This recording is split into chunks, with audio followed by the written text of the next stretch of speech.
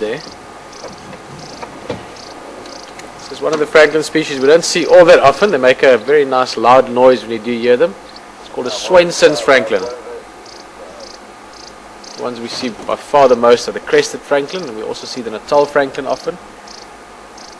And this specific one looks very similar to the Natal francolin. It's sort of a darkish brown, almost chocolatey brown. But it's got that very characteristic red patch around the eye, and they're also very well known for running out of frame extremely quickly. This one just making a dash. I don't know what spooked it there. Well, let's move on.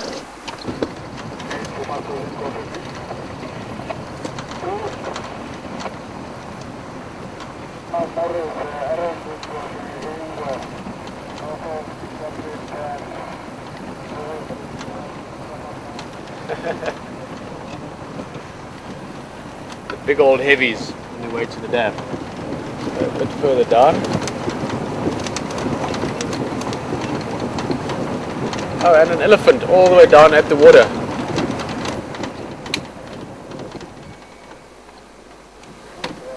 Back lighting there, you can see him sort of play with the water.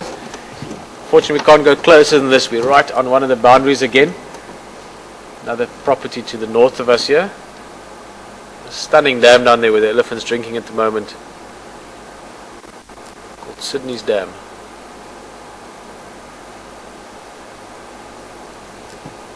Well, we'll certainly start seeing some more elephant. So the next few days, hopefully it'll keep picking up.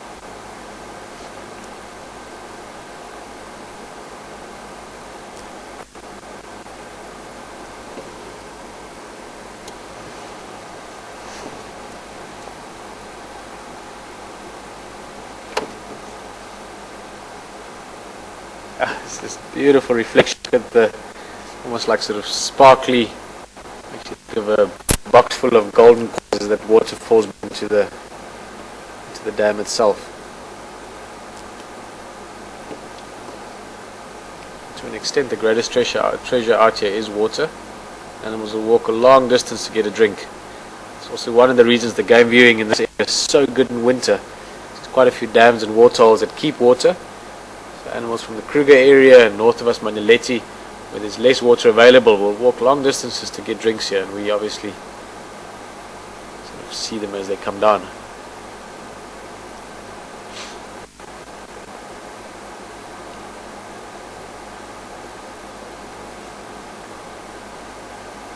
I apologize if I sound a bit blocked up. It must be the smoke and the dust maybe or something. I've got a slightly blocked nose.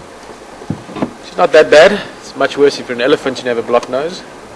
But let's just roll a bit forward and see. There's buffalo also going to come down to the water there, so it's going to move a little bit.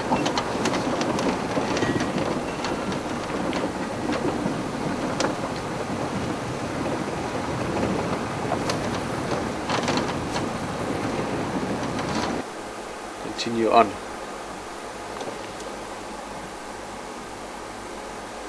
You can see once again, no breath, no wind out here, not a breeze or anything. Look at how perfectly still that water is.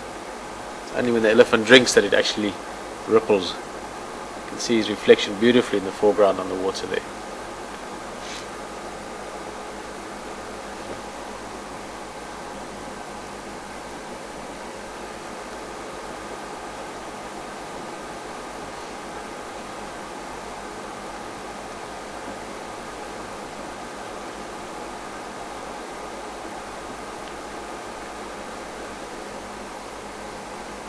And lucky for us, it seems the buffalo are going to drink a little bit closer to the elephant as well, so we might just see some of them.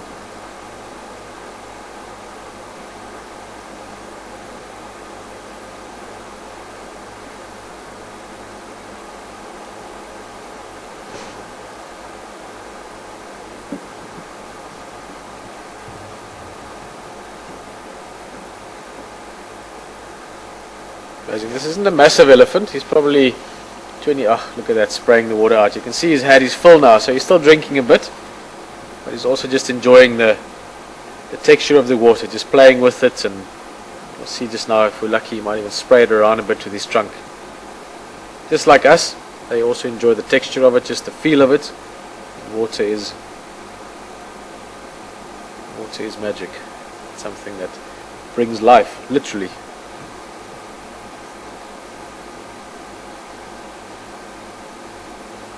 They can drink a lot of water. Elephant bulls, sorry, I started saying just now, he's not the biggest bull. He's only maybe mid-20s, late 20s at the most. He'll still get quite a bit bigger, put in another 2 or 3 tons over the next 20 years of his life.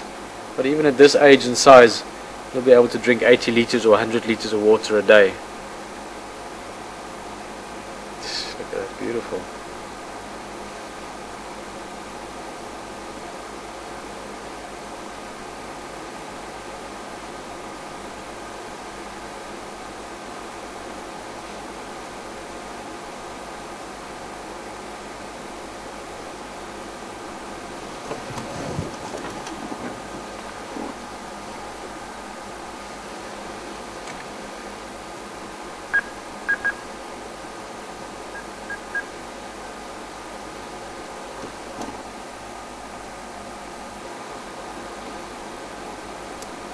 Let's just see what this elephant does. He might just decide he's had his drink and he leaves.